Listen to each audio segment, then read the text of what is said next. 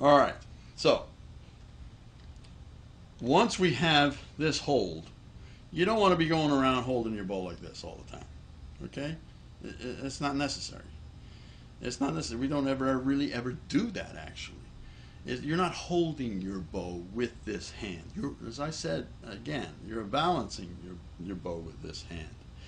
So, what do I mean by that? What do I mean? Well, we need then the violin, actually.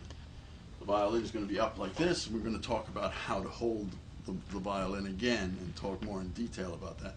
But if you'll notice, I'm holding my bow this way. All right, so I'm going to need my violin. Hold on. All right, go. I'm going to need my violin then to show you what I mean by this.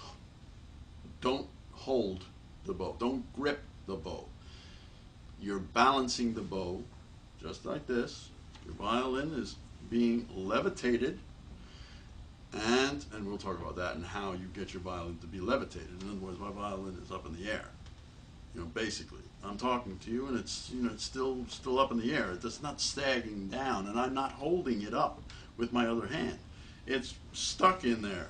How do I get it stuck in there? Well, that's only taken me about 50 years to figure that out. But the bow is not really being held. Get that out of your mind. You want it to be just balanced. And now look what I'm doing. I'm holding it straight up and down. I'm not going like this and waiting and then going to play. I don't do that. You're holding it like this, and then you're going to play, and you make a move this way and place the bow. Guess what? The violin is holding the bow. It is holding the bow. You see that? I'm not doing it. It's all relaxed. I'm not holding onto the bow. Well, can I play like that? Well, because I'm trying to make the bow one with the string, I just place it on there and just relax into the string while the violin is being levitated, and I pull the bow with the rest of my arm, primarily the forearm. It's a forearm stroke. So I'll be on the D string, and I'll grab the string, and then a sound comes out.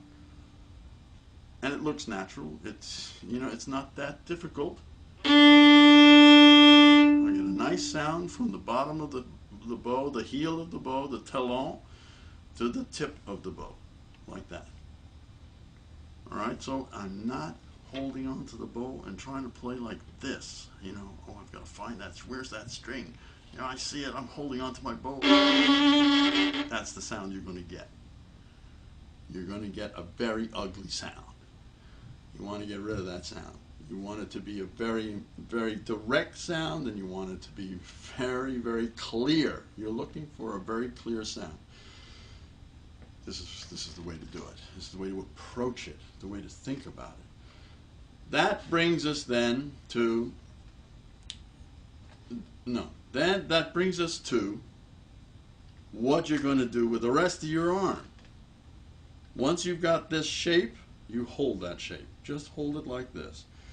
And start moving your forearm out and in, just like it was the hinge of a door. Now, I'm sure those of you who have played the violin before, you've heard this from your teachers ever since you were like 1 year old. And it's this movement.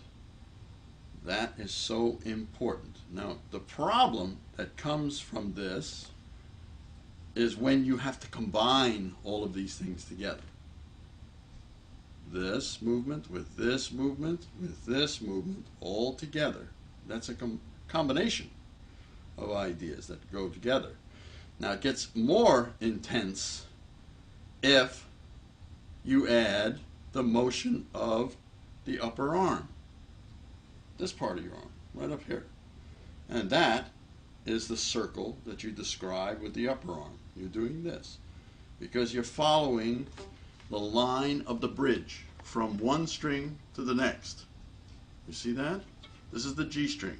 This is the D string. This is the A string. This is the E string. You see that? You see? Now look, take a look. Take a look at what I have to do to get from string to string. But the problem always comes when you're doing this. That's fine. But you have to go to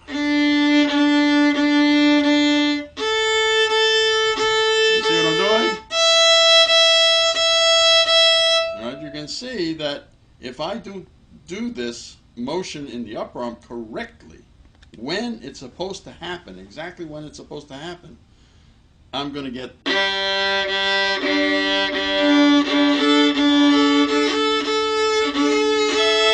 going to get all of that stuff. That's not clear. That is not clear at all. We have to separate out, in other words, what happens with your upper arm and what happens with your forearm. This is the forearm, this is the upper arm. Forearm, upper arm. Exercise that. Exercise that. Forearm. Now, upper arm.